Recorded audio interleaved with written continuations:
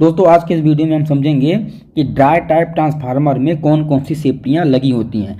क्योंकि दोस्तों किसी भी ट्रांसफार्मर के लिए सेफ्टी होना बहुत ज़रूरी होता है, क्योंकि अगर ट्रांसफार्मर में सेफ्टी नहीं होगा तो ट्रांसफार्मर हमारा जल भी सकता है, ट्रांसफार्मर हमारा ख़राब भी हो सकता है, कुछ भी प्रॉब्लम आ सकता है। तो इस वजह से इसमें सेफ्टी होना बहुत ज़रूरी है। और इस ड्राई टाइप में कौन कौन सी सेफ्टियाँ होती हैं वो मैं इस वीडियो में बताऊंगा। बस आपको वीडियो को पूरा देखना है। तो दोस्तों चलिए शुरू कर लेते हैं। देखिए, ड्राई टाइप ट्रांसफार्मर में जो पहली सेफ्टी आती है वो होता है WTI। अब दोस्तों आप ये सोच रहे होंगे कि इस ड्राई टाइप ट्रांसफार्मर में WTI की क्या जरूरत पड़ती है। तो दोस्तों WTI की ज़रूरत इसलिए पड़ती है कि जो ट्रांसफार्मर की बाइंडिंग होती है उसको कंटिन्यू मॉनिटरिंग करने के लिए WTI लगाते हैं। इसका फुल फॉर्म ही होता है बाइंडिंग टेम्परेचर इंडिकेटर। यानी कि हमको अगर ट्रांसफार्मर की बाइंडिंग का अगर टेम्परेचर को मेजर करना है तो हम WTI की मदद से देते हैं। अगर टेम्परेचर ज़्यादा हो जाएगा तो यह WTI तुरंत VCB को कमांड देगा और VCB इस ट्रांसफार्मर को बंद कर देगा, ऑफ कर देगा। इसके बाद दोस्तों जो अगला नंबर आता है, दूसरा नंबर, जो सबसे इम्पोर्टेंट होता है, यह ट्रांसफार्मर के लिए भी इम्पोर्टेंट होता है और किसी भी इंसान के लिए भी बहुत ही इम्पोर्टेंट होता है। वो होता है लिमिट स्विच। दोस्तों आप लिमिट स्विच तो आपने देखा ही होगा। अगर आप नहीं जानते हैं लिमिट स्विच के बारे में तो आप मुझे कमेंट करके बताइएगा, मैं आपको लिमिट स्विच के ऊपर एक वीडियो बना के दे दूंगा। देखिए, लिमिट स्विच का काम क्या होता है कि जो ये ड्राई टाइप ट्रांसफार्मर होता है यह खुले में नहीं रखा होता है, यह हमेशा बंद कमरे में या फिर रूम में रखा होता है, किसी भी हॉल में यह रखा होता है।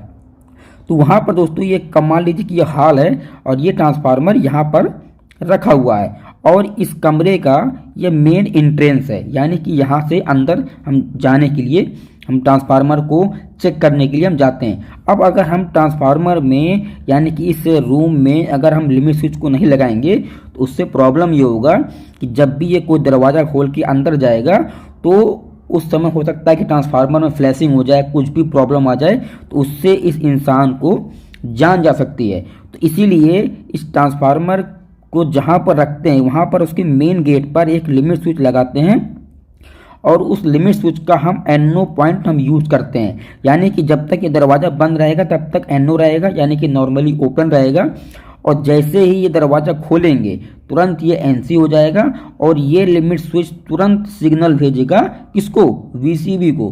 VCB इस ट्रांसफार्मर को ऑफ कर देगा। ठीक है, तो यह भी एक प्रोटेक्शन होता है, वो ट्रांसफार्मर के लिए भी और इंसान के लिए भी, दोनों के लिए प्रोटेक्शन होता है। तो अगला नंबर आता है over current relay. Over current relay क्यों लगाते हैं? सपोज मान लीजिए कि ये ड्राई टाइप ट्रांसफार्मर है और इसकी जो रेटिंग है मान लीजिए 1250 kVA की है या फिर 1000 kVA का है, कुछ भी है, कोई भी साइज है। मैं तो यहाँ पर 1000 kVA लेकर चल रहा हूँ। अब अगर इस ट्रांसफार्मर का 1000 kVA का अगर 800 एम्पियर ही लोड है, यानी कि इसका जो फुल लोड करंट है वो 800 एम्पियर है, तो हम इसको 100% लोड पर नहीं चलाएंगे, इसको हमेशा 80% लोड पर ही चलाते हैं। क्यों? क्योंकि जो ट्रांसफार्मर है ये ख़राब ना हो, किसी भी प्रॉब्लम में ना आए, तो इस वजह से इस ट्रांसफार्मर को 80% लोड पर चलाएंगे। तो जो ये ओवर करंट रिले होता है इसको हम मान लीजिएगा 600 एम्पियर पर अगर इसको हम सेट कर देंगे तो ये 600 एम्पियर से ऊपर नहीं जाएगा। जैसे ही ऊपर जाएगा ये तुरंत ये ओवर करंट रिले इस VCB को बताएगा कि 600 एम्पियर से ज़्यादा करंट चल रहा है, तुरंत ये VCB इसको ऑफ करा देगा, जिससे ट्रांसफार्मर हमारा ख़राब होने के चांसेस बहुत ही कम हो जाते हैं। ठीक है, तो जो ओवर करंट रिले होता है ये कंटिन्यू करंट को मेजर करता है। ठीक है, जो हमारा करंट चलता है इसमें करंट को मेजर करता है कि इस ट्रांसफार्मर में कितना लोड चल रहा है। अगर 600 एम्पियर से जितना हमने सेट कर रखा है अगर उससे करंट ज़्यादा चलेगा तो ये ओवर करंट रिले इस VCB को कमांड देगा और VCB इसको ऑफ कर देगा, जिससे हमारा ट्रांसफार्मर खराब नहीं होगा। तो जो अगला नंबर आता है वो होता है डिफरेंशियल रिले। अब आप ये सोच रहे होंगे कि ये क्या काम करता होगा, इसका काम क्या होता है। देखिए, डिफरेंशियल रिले का काम ये होता है कि देखिए जो ये HT साइड होता है और एक LT साइड होता है।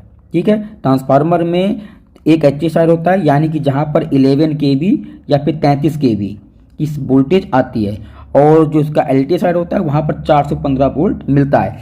तो जो 11 kV या फिर 33 kV है तो इससे पहले एक CT लगाते हैं। ठीक है, CT इसलिए लगाते हैं कि इस करंट को मेजर करने के लिए कि करंट कितना चल रहा है, और एक CT लगाते हैं LT में, यानी कि जो 415 वोल्ट है यहाँ पर एक CT लगाते हैं या फिर LT पैनल में एक CT लगाते हैं। तो यह जो एच टी में करंट सी टी लगाएंगे ये एच टी का करंट मेजर करेगा, और जो एल टी में लगाएंगे वो एल टी का करंट मेजर करेगा।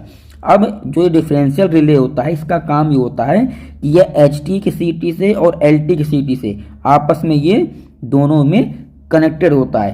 तो यह कंटिन्यू मॉनिटरिंग ये करता रहता है कि करंट को और वोल्टेज को कंटिन्यू मॉनिटरिंग करता रहता है कि एच टी में कितना करंट चल रहा है, कितना वोल्टेज चल रहा है, और एल टी में कितना करंट और वोल्टेज चल रहा है। अगर ज़्यादा अबनॉर्मेलिटी होगा, कोई भी प्रॉब्लम आएगा, तो तुरंत ये डिफरेंशियल रिले इस वीसीबी को कमांड देगा और वीसीबी इस ट्रांसफार्मर को बंद कर देगा। क्योंकि अगर एच टी साइड में या फिर एल टी साइड में अगर हाई अमाउंट में करंट फ्लो होगा या फिर हाई अमाउंट में वोल्टेज प्रोड्यूस होगा, ठीक है, क्योंकि ऐसे कभी कभी ऐसा होता है कि 11 kV की सप्लाई होती है और वोल्टेज ज़्यादा आ जाता है, तो उस कंडीशन में ये जो डिफरेंशियल रिले है ये इस ट्रांसफार्मर को प्रिवेंट करेगा। या फिर करंट होता है, कभी कभी करंट किसी कारणवश ज़्यादा फ्लो होने लगता है, तो वह ये सी टी जो आपस में कनेक्टेड होते हैं एच टी और एल टी के साथ में, ये डिफरेंशियल रिले इस ट्रांसफार्मर को प्रिवेंट करेगा, ट्रांसफार्मर को जलने से बचाएगा, खराब होने से बचाएगा, ये डिफरेंशियल रिले। तो दोस्तों मुझे उम्मीद है कि आपको ये जानकारी समझ में आई होगी। समझ में आया हो तो चैनल को सब्सक्राइब करने के बाद बेल आइकन बटन जरूर दबा दीजिएगा।